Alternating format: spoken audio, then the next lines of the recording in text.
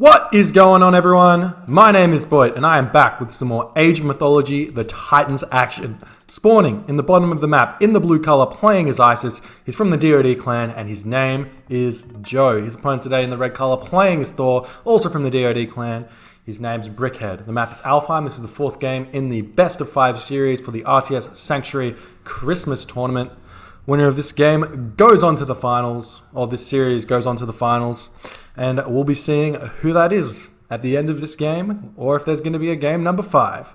Who knows? We've got Brickhead scouting now with his Ulfsark, doing the things that he needs to do, trying to find all of that lovely hunt, all of that lovely map. The map is Alfheim, so it's always interesting. We do see a nice little hunt spawn of deer here. We have some bear in this corner. Probably not going to see those ones get gathered from. Got a lot of auroch over here in this corner of the map. If this gets found, that's a nice juicy amount of food right there. 1,200 food in that little corner there. If we jump over here, we're seeing some cow and some more auroch. So both in very precarious positions there. Need to spot those and get those gathered. The Isis player Joe want to grab those ones. He's probably going to be doing some more of those Anubis shenanigans that he's been doing this entire series. Had a lot of success with that. So we'll see how he goes. If we jump over to Joe's perspective, he's scouting out with that obelisk. He's found a nice deer patch here, as well as these bears. Probably not going to be using these bears, though, as he spotted the deer. It's going to be nice for him there. We are seeing those cows being very, very efficient there, running around in the early game, trying to get as much scouting information as possible. He has missed this gold mine, though, which is a little bit unfortunate. That's a very nice gold mine there, as well as over here. Though they are both forward, it's nice because we can wall off this location and this location here to force basically to stop this location here from being taken by Brickhead. Basically, it's pretty safe gold mine based on this map layout because of this hill, because of this forest, because of this forest. So it's going to be difficult for Brickhead to push off this gold mine. He's going to have to break down the wall, and he's probably going to be having Migdol tower fire from that while he's doing that. That being said, Flaming Weapons timing push can work very nicely on this location here and get that gold staff, or on this one as well. So we'll see which one Joe does decide to go for. He has found this gold mine, and he's not going to be unhappy about that. There is this situation here where he can wall this location, and it's going to be okay there. Not quite as good as the other side.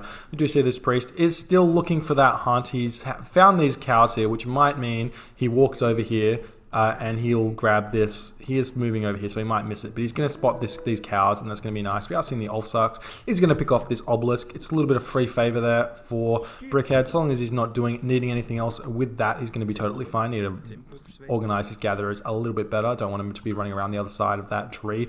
Unfortunately, he has. We have picked off that obelisk there, now sitting at 2 favor. Nice little bit of a win there for Brickhead, always finding those. It's much better if you can find the priest, though. If you find the priest, then he has to run back to your base, and your opponent's base, and then doesn't get that scouting information.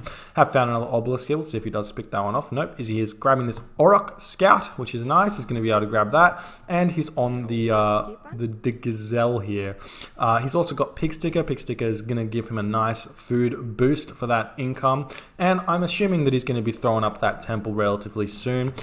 He's not producing too many dwarves at the moment, so he's keeping that gold bank up high enough so that he can grab that temple as soon as this Ulfsark pops out. So this Ulfsark should keep scouting around. This one wants to build that temple. Build a couple more dwarves, and you should be able to advance to that next age. 5 dwarves, 5 gatherers, and 7 food villages is the general strat for Thor, but maybe we're just going to be seeing 5 dwarves. Maybe what Brickhead goes for. And if we jump back over to Joe's perspective, we do see that second monument's coming up. This is very much his build order. Grabs this early second monument basically before he throws his temple up. So he grabs the second monument and then the temple, and he's going to be advancing pretty late, like 5:30, 5:45. He's going to grab that temple. He's building his houses around this gold mine. It is an exposed gold mine, but if he gets these houses up, it's very difficult to bash through it. Sometimes you get lucky and you get the and you get the house relic as well. But we do see that an Osberg wagon is being scouted here. It's very, very good for the ISIS player because they want to get that caravan trade route going super early and also super fast so they can get more gold from it. We do see that there is a Thundercloud Shawl here, which is the 5% human soldier pierce armor. Not very useful for the ISIS player, but very useful for the Norse player. Peltavargus is pretty useless, gives yourself a line of sight, which you normally don't need. But there is a Harmonia's necklace here, which is essentially a extra pickaxe worth of relic right there. So definitely want to be grabbing that one if you are either player.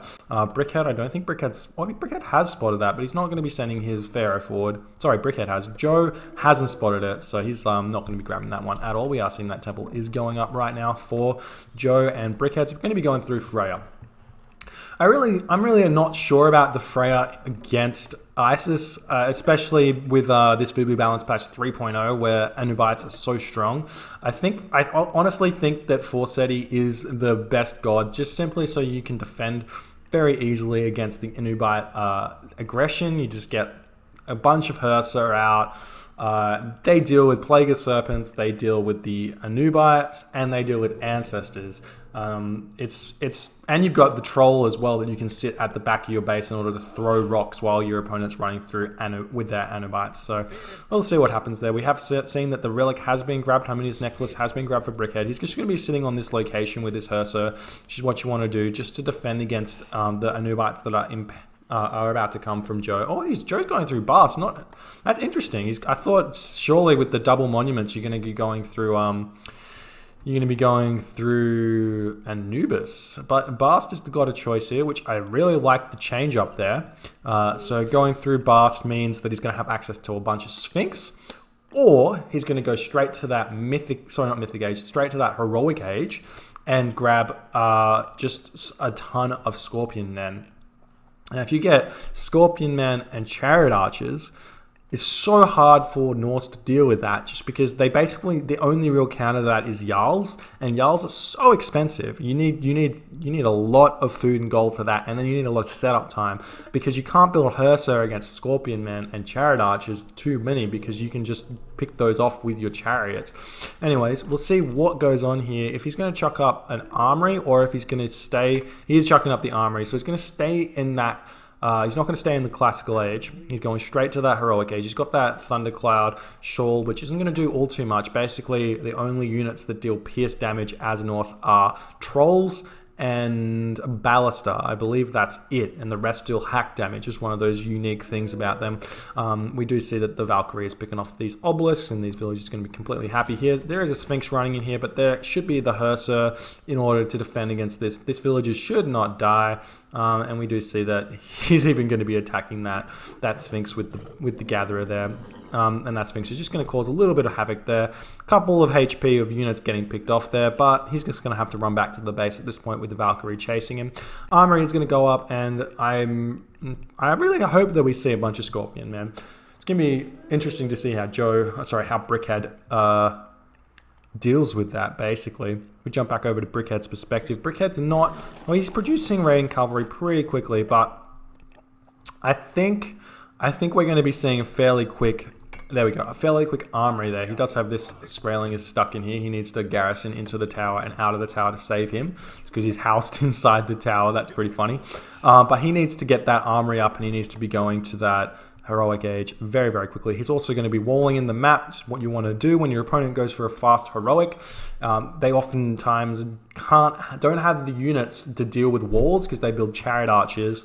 So Chariot Archers aren't very strong against walls. Walls have 95% pierce armor, so they don't deal a lot of damage. Basically deal 1 damage per shot. We are seeing Prosperity is getting used here for Joe. Joe's got quite a few villages on that gold mine, and he's got he's going to be just shuffling his villages. Should have done that one before he cast Prosperity.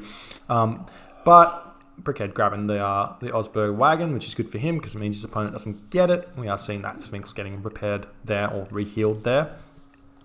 So I'm expecting to see once this prosperity runs out, he's going to take maybe 6 villages or so and chuck them onto wood. Leaving 4 villages on food is the prime number to keep villager production up. You want 4 villages on food for 1 town center worth of production. If you have more than that, then you're going to get more food. But if you only want to produce villages, if you only want to spend food on villages, then just the 4 villages is fine, and you can just spam everything else and get a lot of resources incoming. So we're going to see what's going to go on here. He's produced 4 priests, which I'm not sure about. Brickhead's probably not going to be making any of those myth units until he's in the heroic age, which I guess he's going to be doing pretty soon. Going to be grabbing those battle boars or frost giants. I much prefer going Scardy against against Egyptians going fast heroic for many reasons, but we are seeing that these Sphinx and the Scorpion Men are going to be more than enough to move up here and deal with this. We are seeing Migdol Stronghold go up here, and these longhouses are up. I love this. This is kind of blocking the gold mine a little bit. It also means that Brickhead can produce units into this location. However, once siege workshop come up, you can just produce 1 siege tower and kill off these for free, basically, or you can get those Scorpion Men and Sphinx to start bashing it down right away. So if we jump over to Joe's perspective, he's grabbing that Migdol Stronghold, and he's got 9 villages on wood, and he's auto-queuing Scorpion Men just like was suggested. So it's going to be very difficult for, basically going to be super difficult for Brickhead to deal with the Ancestors Eclipse timing push. So we're going to see, is he going to be going through Bragi or Scardy? He's going Bragi. I much prefer Scardy simply because he goes through Frost Giants, and when your opponent goes for the Bast and Nephthys timing push on your gold mine or on a significant location in the map, you can use those Frost Giants to freeze the siege towers, and then they don't do any damage during the eclipse, and then you just run away, and that's kind of fine, but we'll see what happens there. Brickhead needs to start producing some more army. He's not going to really be able to do anything with these raiding cavalry, and he's going to be under a lot of pressure very, very quickly, just because the units just come out so fast for Joe. Joe's being completely untouched, and he's just been able to tech and boom, and he's got all of these units out already. If he can spot this gold operation going on, it's going to be very difficult for... Basically, if this timing push comes in, it's going to be very difficult for Brickhead to deal with it. Brickhead basically needs to be grabbing out Herser at this point, but he's producing Ulfsark, and he's going to be grabbing that hill fort, so that's good. If you can get the hill fort up and get Jarls out, then he is going to be able to defend against this. So you just distract with these villages, with these raiding cavalries, pick off some of these villages if you can. The Migdol Stronghold is focusing the Longhouse, which is great. Also, the Pharaoh getting picked off as well would be fantastic, but the villagers going to be fighting here. It's not good. Trading raiding cavalry for villagers at this point, it's not really what you want to do, but couple of villages do fall there, but so many raiding cavalries are falling as well. If we jump back over to Joe's perspective, Joe's moving forward, looking for something to do with these units here. We are seeing this battle board is out. We don't have funeral rites just yet for the priest, but the priest's still going to do a lot of damage to that battle board. Definitely want to get that one out of there as fast as you possibly can. Brickhead is probably going to keep that guy alive. He still has or maybe not. He's going to fall, actually. That's pretty unfortunate. They're not paying attention to that battle board. Should have been able to keep it alive. Would have been able to keep it alive with the Valkyrie as well, if he still has it. Maybe he's lost it. We are seeing a second hill fort coming out, and the Jarls are now starting to get produced. If we jump over to Joe's perspective, Joe is scouting around. He's going to be moving for the base of Brickhead. I'm not sure I like this. What you want to do is send a couple of chariots out to the black corners of the map, looking for that location to fight. We are seeing raiding cavalry moving on from this side, which is kind of a little tip that this location is where you want to be going for that gold. But there's just so many units here for Joe. Brickhead's sitting at 78 population to Joe's 100 population. So it's going to be difficult there. We are seeing those relics are going to fall out. That was a Osberg wagon, and that was Pelt of Argus and Harmonious Necklace. So he can move in with those priests and pick those up if he feels like it. Watchtowers is up, so he's going to have to deal with that, but they're getting picked off super fast with these siege towers. House is falling as well. Brickhead now sitting at 85 population, but he does have those Jarls pumping out. They are Ulf Jarls, so they got that medium upgrade, so that's pretty good, and we're going to see them doing what they can, but basically he needs to be building these houses at the moment. We are seeing Ancestors Eclipse going down. It's going to be a huge push. There's 4 Scorpion Men and a Sphinx here. That's so huge. These Jarls are going to be able to do nothing. Those siege towers are going to pick up this town center super fast, and he's going to be move in here and pick up all of these units units super fast. This Pharaoh going to be dealing damage as well. Might want to get that focus with those watchtowers, but the town center is going to fall. There's no real units pumping yet for Brickhead. Brickhead needs to get some more houses out and some of those Huskars out, but these ancestors are going to be searching for some villages here. They're going to be picking off these guys as these Ulf Jarls and the raiding cavalry are going to be running away from the myth units of Joe. So basically, Brickhead's just going to wait up as much as he can. He has spotted this location as well, so the siege tower is going to move over to this location here and then start picking off this ox cart. That's going to be huge if the ox cart falls, because that means that no more gold income, because those villages are going to have to run all the way over to that other gold, all the way over to the other ox cart, which is like over here. There's no other ox cart, and that's going to be no more economy for Brickhead, because he's going to have to build another town center before that happens. These herds are going to be picking off these ancestors as fast as they can. The elephant moving in now going to be attempting to pick off those hill forts. He's sitting at 71 or 60 population, so he still needs to get more of these houses out to produce more of these units. These is so huge for Joe. Brickhead casting flaming weapons in a last-ditch attempt. Oh, there was an ox cart here. Just need to pick that guy off. Unfortunately, not doing that one. Yep, we are seeing forest fire getting cast right there onto the units of Joe. Joe going to have to retreat out here. He's going to be totally fine. That forest fire doesn't do all too much damage too fast as long as you get away from it.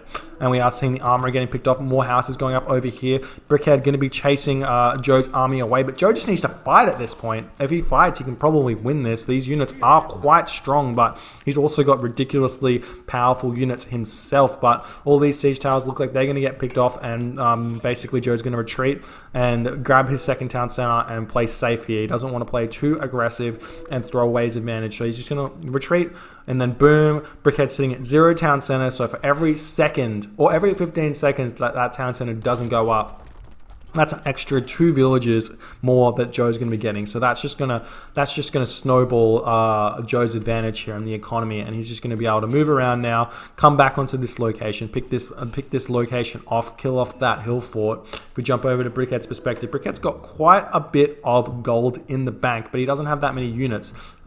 He needs to start producing those Huskars, and he's get a temple up, get those battle balls pumping, and then maybe he's going to be able to defend here. He's chucking that settlement up as well and trying to recover here.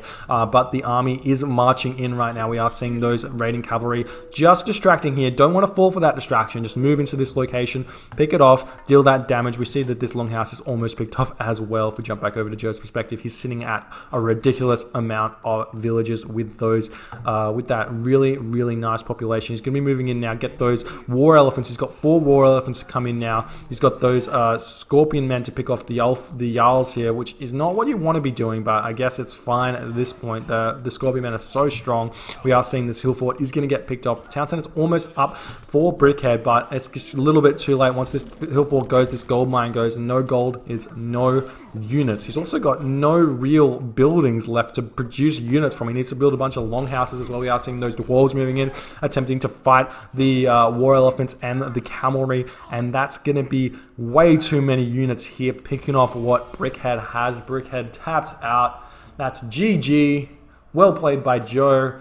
I feel like Brickhead was like lulled into this false sense of security, or thinking he knew what what Joe was trying to do. That's what I thought. I thought Joe was just like basically this one strat, found this strat that's really strong and I'm really good at it. I'm just going to do that. But that's not right. He still has that old school, fast, heroic, super strong Scorpion Man play. It looks super similar in terms of score as the Anubis play, but you just don't go Anubis. You go Bast and you go straight to that heroic age and spam those Scorpion Men. It's super strong, and he managed to pick off all of the buildings of Brickheads, and Brickhead just couldn't defend against it, which is possibly why why Bragi might not be the right choice here. Unless you engage early with that Bragi, and it might be okay. Get their flaming weapons up before Ancestors Eclipse. Anyways, it looks like Joe gets to go on to the finals, and Brickhead unfortunately gets knocked out. I think that means he goes into the 3rd, 4th place match against the other loser of the semifinals. So look forward to seeing those games. And if you enjoyed this game, please rate, comment, subscribe, hit that notification bell if you want to see my videos as soon as they come out. My name's Boit, and thank you guys so much for watching.